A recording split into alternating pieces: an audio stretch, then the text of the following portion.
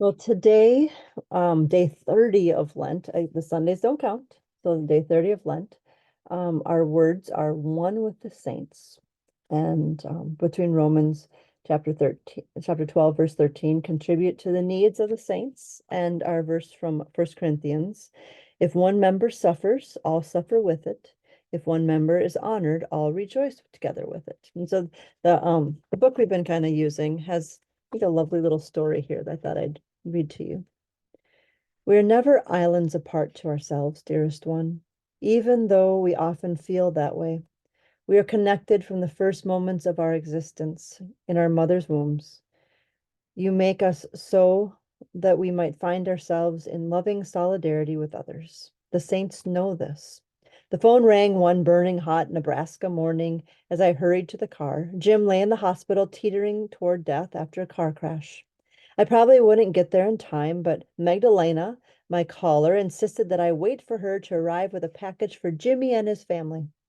She delivered a long late night letter written in a spiderly old lady scrawl.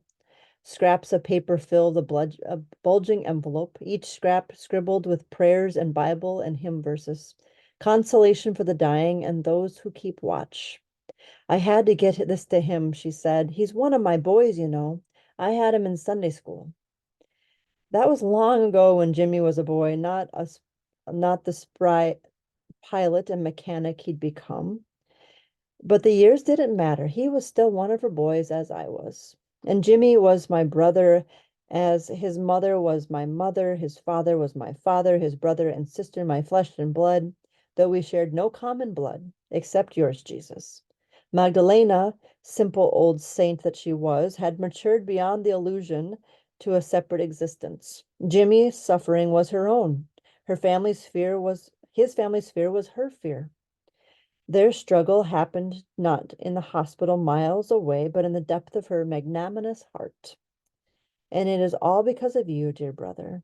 You join us, very different people, into one body united in a single heart, sharing a common bloodstream through which flows the warm blood of your unceasing compassion. Any notion that we are separate individuals is an illusion, a lie that we lived into a lie that we live to our pain, perpetuating our loneliness and impoverishing those to which we are joined in your body. We suffer pain at the points of your connectedness, Jesus, but the pain of our connectedness, Jesus, but the pain is never mine or yours. It is always ours. And in the sharing, our broken, fragmented body is healed, as was Jimmy. Like like our pain, our joys are also one. So thinking about how we are connected, I think we do live often that your your pain, my pain doesn't have to impact one another, that we can somehow separate it, file it away, not let it impact one thing or the next, but that's false.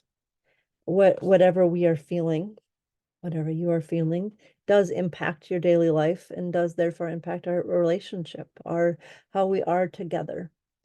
um, for good or for bad sometimes. Sometimes when we don't recognize that that is a truth, we fail to see the blessedness of that too. That I am because we are, and we are because Christ is. So we are connected. So consider this day the questions of pondering, but also how we do suffer together, whether we can name it or not. And we do also rejoice together, whether we name it or not. But how powerful is it to actually take the time and name it? Name our common suffering, name our common joy, and rejoice that God, our Lord, is with us in it all. Thanks be to God.